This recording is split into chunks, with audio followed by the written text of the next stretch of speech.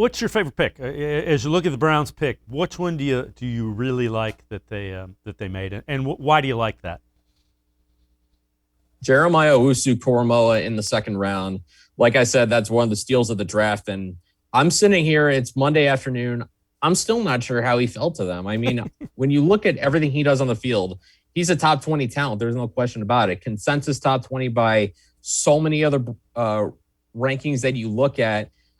I'm trying to figure out why exactly he fell. There's all the stuff, maybe he is because he doesn't play one particular position, it's a certain fit for certain teams. You need to create a defensive coordinator. Isaiah Simmons struggled in his rookie season, and JOK is kind of a very similar player. But I think at the end of the day, I mean, to get a player of top 20 talent with the 52nd pick, it's a great job by Andrew Berry. Now it's going to be on Joe Woods trying to figure out how to get the most out of him and where they want to put him, especially early on, to let him get up to speed to the NFL pace of the game and to really feel comfortable so that as he continues to grow, they can expand his role more and more. But talent-wise, I don't think there's not much Owusu-Koramoah can't do, I don't think. Yeah, and I heard some of the people say that they thought he fell because of Simmons struggling. The difference is Simmons was, I believe, the 8th or 9th pick overall. Owusu-Koramoah was the 52nd. There's a big difference as far as risk reward goes with those two different picks. And Andrew Berry didn't take him at 26. He took him at 52. Yeah, and it's a pick that if he made the pick and selected Jeremiah Owusu-Koramoah at 26, I don't think many Browns fans would have complained with that either. So to get him at 52 is just an absolute steal. And you could argue, like I said before, you can argue it's the steal of the draft.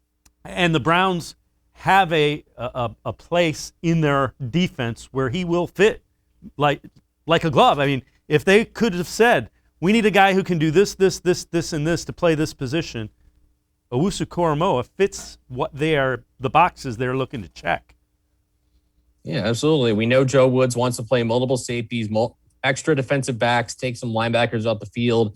It could be a situation where if they want to go to a base 4-3, they could put a JOK in there as a linebacker, kind of in that pseudo linebacker safety position to add more speed out there. Nickel, you could put him out there as a third safety, kind of rotate him with Ronnie Harrison in that situation. And he's a guy who can cover the slot too. He's not just a guy that covers tight ends. There was a play I was watching more of the highlights of JOK. There was one play where he's covering Amari Rodgers in the Clemson game. Rodgers makes a catch, and then Owusu-Koramoah comes right behind him, pops the ball out with the right hand, forces a turnover.